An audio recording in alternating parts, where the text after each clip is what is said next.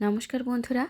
বিরিয়ানি মানেই ভালোবাসা, আর হাতের কাছে যখন খাসির মাংস বা চিকেন থাকে না, তখন ডিম বিরিয়ানি কিন্তু আমাদের সেরা সঙ্গী।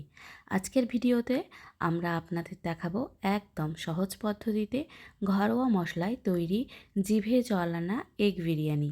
চাল হবে ঝরঝরে আর ডিমগুলো হবে মশলায় ভরপুর। চলুন দেরি না করে ঝটপট শুরু করি আজকের রেসিপিটি। আজকের রেসিপির জন্য আমাদের লাগছে ডিম। ডিম আমি এখানে ভালো করে সিদ্ধ করে নিয়ে ছাড়িয়ে নিয়েছি। আর নিয়েছি আলু। আলু আমি দুভাগ করে কেটে নিয়েছি। তারপরে নিয়েছি পেঁয়াজ, আদা রসুনটা বেটে নেব।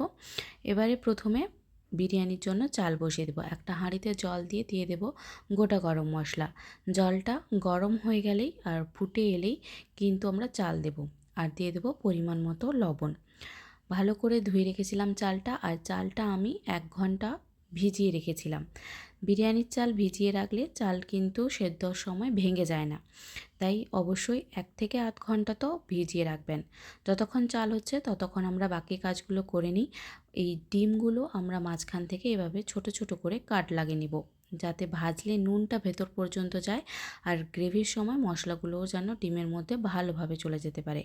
এবারে গ্যাসে একটি কড়াই বসিয়ে কড়াইয়ে দিয়ে দেব 1 থেকে 2 টেবিল স্পুন সরিষার তেল। তেলটা ভালো মতো গরম হলে প্রথমে আলুগুলো ভেজে নেব। আলুগুলোতে দিয়ে দেব পরিমাণ মতো লবণ আর 1 চামচ হলুদ গুঁড়ো। ভালো করে মিশিয়ে নিয়ে আলুগুলোকে ঢাকিয়ে 5 মিনিট ভেজে নেব। এতে আলুগুলো আমাদের ভালোভাবে সেদ্ধ হয়ে যাবে। তো দেখুন 5 মিনিট পর আলুগুলো ভাজা হয়ে গেছে।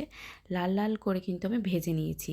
আমি এখানে দুবার এইভাবে করে ভেজে নিয়েছিলাম। এবারে একটি পাত্রে আলুগুলোকে তুলে রেখে দেব। এবার ওই একই কড়াইতে আবার অল্প পরিমাণ নুন দিয়ে ডিমগুলো লাল লাল করে ভেজে তুলে নেব।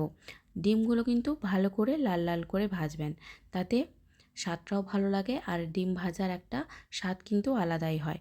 তো ডিমগুলো ভাজা হয়ে গেছে। এবার একটি পাত্রে ডিমগুলো তুলে নেব। এবার ওই একই কড়াইতে যোগ করে দেব আরও 2 থেকে 3 টেবিল স্পুন সরষের তেল। এবারে পেঁয়াজগুলো দিয়ে পেঁয়াজগুলো কড়া করে ভেজে নেব। পেঁয়াজগুলো কিন্তু আমরা বেরেস্তার জন্য ভাজবো। তো দেখুন পেঁয়াজগুলো ভাজা হয়ে গেছে। আর পেঁয়াজগুলো হাই হিটে ভাজবেন, আর ভাজার সময় কিন্তু লবণ যোগ করবেন না, তাতে কিন্তু পেঁয়াজ ভাজাগুলো ভালো হয় না, মানে আমাদের বেরেস্তা ভালো হয় না। এবারে পেঁয়াজগুলো একটি জায়গায় নামিয়ে উপর থেকে চিনি ছড়িয়ে দেবো। চিনি দিলে পেঁয়াজ ভাজা বা বেরেস্তাটা যাই বলুন না কেন একটু ঝরঝরে হয়। এবারে ভালোভাবে মিলিয়ে ঠান্ডা করে নেব।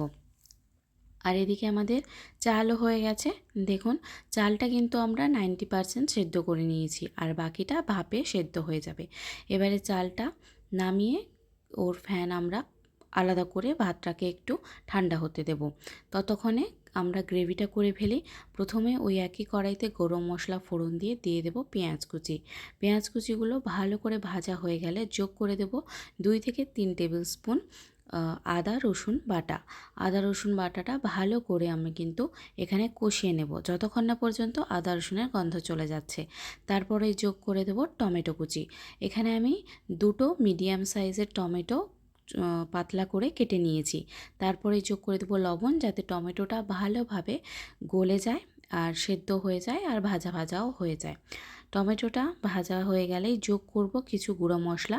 দিয়ে দেব পরিমাণ মতো হলুদ গুঁড়ো, আর এখানে আমি যোগ করেছি কাশ্মীরি লাল লঙ্কার গুঁড়ো, আর দেব বিরিয়ানি মশলা।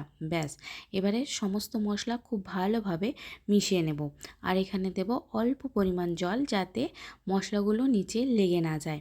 এবারে মশলাটিকে আমরা 2 মিনিট পর্যন্ত খুব ভালোভাবে কষিয়ে নেব। তারপরেই কিন্তু যোগ করব ফেটিয়ে রাখা টক দই। এখানে আমি 1/2 কাপ পরিমাণ টক দই নিয়েছি, ফেটিয়ে নিয়েছি ভালো করে। আর এই সময় গ্যাসের ফ্লেমটা লো রাখবেন। আমি প্রত্যেকটা ভিডিওতেই বলেছি যে যখনই দই যোগ করবেন গ্যাসের ফ্লেমটা লো রাখবেন, তাতে দই ফেটে যায় না। দই ভালোভাবে কষানো হয়ে গেলে তারপরে কিন্তু যোগ করে দেব আমাদের আলু আর ডিম ভাজাটি। ডিম ভাজা এবং আলু ভাজা যোগ করার পর মশলার সাথে খুব ভালোভাবে মিশিয়ে নেব। ডিম আর আলুটি ভালোভাবে কষানো হয়ে গেলে যোগ করে দেবো আমাদের সেদ্ধ করে রাখা ভাতটি দেওয়ার পর দিয়ে দেব বিরিয়ানির মশলা। তারপরেই দিয়ে দেব 2 থেকে 3 টেবিল স্পুন ঘি। তারপরে যোগ করব ভেজে রাখা বেরেস্তাগুলি।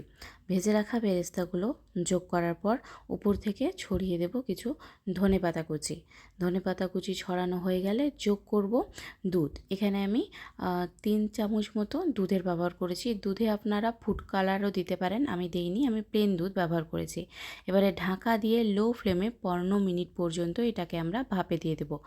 আর আপনি যখন ভাতটা মেশাবেন ডিমের গ্রেভির সময়, ওই সময় কিন্তু গ্যাসটা বন্ধ করে দেবেন। তাতে কি হবে, গ্রেভিটা নিচে লেগে যাবে না। তো দেখুন 15 মিনিট পর এগ বিরিয়ানি আমাদের একদম পারফেক্টভাবে কিন্তু রেডি হয়ে গেছে। দেখুন ভাতগুলো কিন্তু বেশি সেদ্ধ হয়নি, ভাতগুলো খুবই ঝরঝরে হয়েছিল আর আলুগুলো খুব ভালোভাবে সেদ্ধ হয়ে গেছিলো।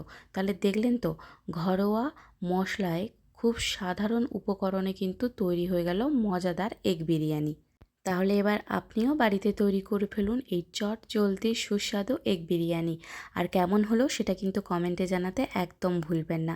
রেসিপি ভালো লাগলে অবশ্যই একটি লাইক, বন্ধুদের সাথে শেয়ার ও সাবস্ক্রাইব করে পাশে থাকবেন। সবাই ভালো থাকবেন, সুস্থ থাকবেন। নমস্কার।